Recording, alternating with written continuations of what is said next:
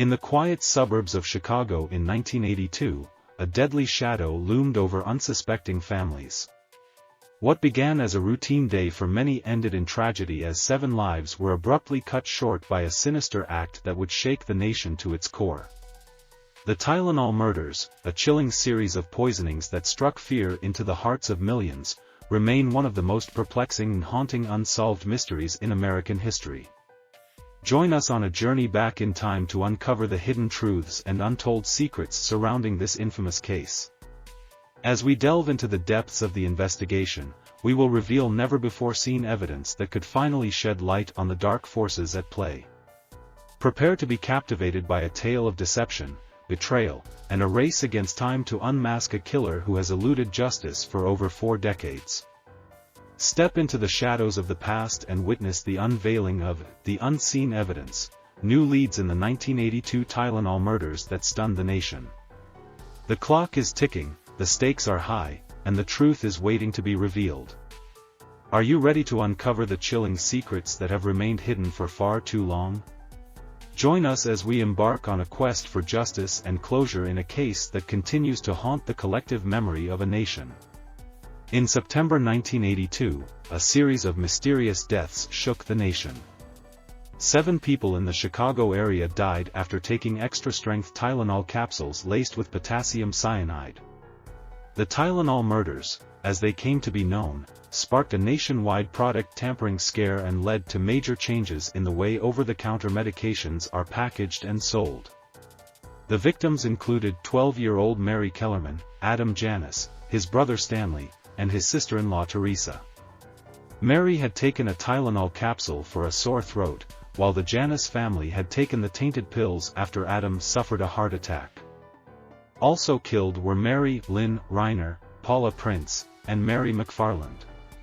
All died within a week of each other, their lives cut tragically short by the cyanide-laced pills. Despite an extensive investigation by the FBI and local law enforcement, the case went cold for decades. The killer was never identified and the motive remained a mystery. But now, new evidence has emerged that could finally crack this decades-old cold case wide open. In this exclusive investigation, we'll take you behind the scenes of the original Tylenol murder probe. We've uncovered never-before-seen evidence that was buried in the case files for years. Witness statements, forensic reports, and crime scene photos that were overlooked or dismissed by the original investigators. One key piece of evidence is a partial fingerprint found on a bottle of the tainted Tylenol. It didn't match any of the victims or the people who handled the bottles after the murders. The print was run through databases but never matched to a suspect. We'll show you how modern forensic techniques could potentially lift a full print from the evidence and run it through new databases to find a match. We'll also examine witness statements that were never fully explored. One person reported seeing a suspicious man in a parked car near the hospital where some of the victims died. Another witness claimed to have seen someone tampering with Tylenol bottles on a store shelf. These leads were never followed up on, but could now provide crucial clues. We'll show you how this new evidence paints a very different picture of what happened in 1982. It points to a suspect that was never seriously considered before.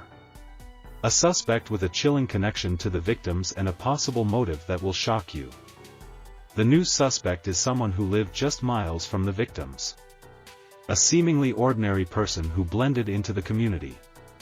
But a closer look at their background reveals a disturbing history of mental illness, violence, and obsession with poisons.